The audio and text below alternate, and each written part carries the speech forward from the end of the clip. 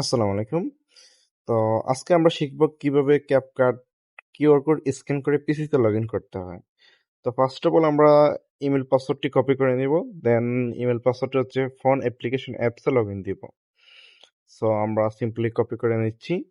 তো এখন অ্যাপসে ঢুকে গেলাম। দেন হচ্ছে এখানে মি আইকনে ক্লিক দিব। তো একটু লোডিং নিবে। দেন হচ্ছে ট্যাপ টু সাইন ইন। তারপর হচ্ছে সাইন ইন উইথ ইমেইল। তারপর হচ্ছে এখানে ইমেইল আর পাসওয়ার্ড। তো ইমেল পাসওয়ার্ড দিয়ে সিম্পলি কন্টিনিউতে ক্লিক দিব। দেন হচ্ছে সিম্পলি অ্যাকাউন্টটা লগ ইন হবে। এটা হচ্ছে ফোন ভার্সন, আপনি চাইলে এখানে ফোন ইউজ করতে পারেন।